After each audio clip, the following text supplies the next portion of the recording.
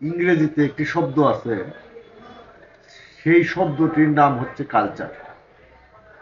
এই কালচার শব্দটিকে বাংলায়ন করতে গিয়ে এই দেশের পণ্ডিতরা প্রথমে যে শব্দটি ব্যবহার করেছিলেন সেটা হচ্ছে কৃষ্টি।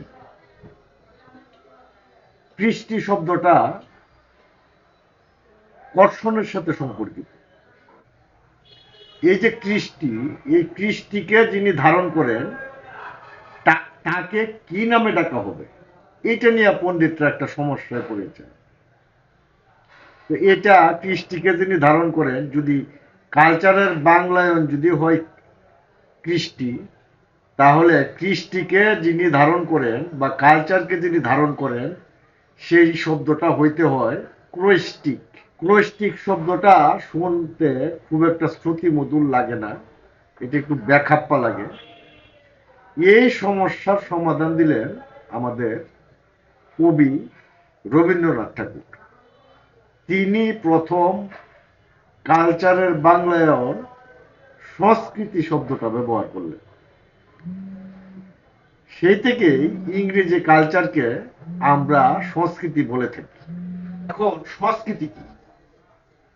সংস্কৃতি হচ্ছে মানুষের যে জীবনযাত্রার সমগ্র যে রূপ, সেটাকে আমরা সংস্কৃতি বলে থাকি, যার মধ্যে আছে মূল্যবোধ, তারপরে বিশ্বাস, জ্ঞান, আচার আচরণ, ভাষা, শিল্পকলা, ঐতিহ্য ইত্যাদি ইত্যাদি।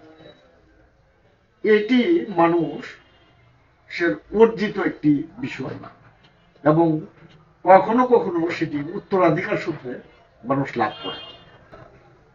এই বিষয়টি কোন নির্দিষ্ট গোষ্ঠীকে তার স্বতন্ত্রতা দেয়, এটাই সংস্কৃতি। তিনি সংস্কৃতিকে ধারণ করেন, তাকে বলা হয় সংস্কৃতিমান মানুষ। এই সংস্কৃতিকে দুইটা ভাগে ভাগ করা যায়। একটা হচ্ছে বস্তুগত সংস্কৃতি, আর একটা হচ্ছে ভাবগত সংস্কৃতি।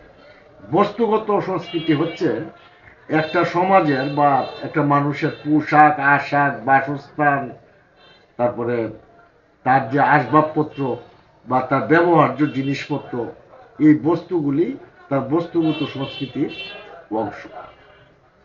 আর ভাবগত সংস্কৃতি হচ্ছে তার যে অভ্যাস, আচরণ, ভাষা, তারপরে ধর্ম, এই বিষয়গুলি হচ্ছে ভাবগত সংস্কৃতি। যে বিষয়টা আমি বলতে চাই সেটা হচ্ছে এই যে সংস্কৃতি, এই সংস্কৃতি আসলে এটার কেউ নির্ধারণ করে দিতে পারে না, এটা একটা স্বতঃস্ফূর্ত ক্রিয়া।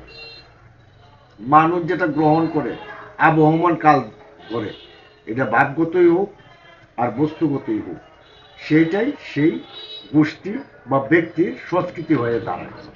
আর এই পুরো বিষয়টিকে আমরা বলি হচ্ছে জনগণের সংস্কৃতি। প্রকৃতপক্ষে জনগণের সংস্কৃতি ছাড়া আর কোনো সংস্কৃতি গ্রহণযোগ্য নয়।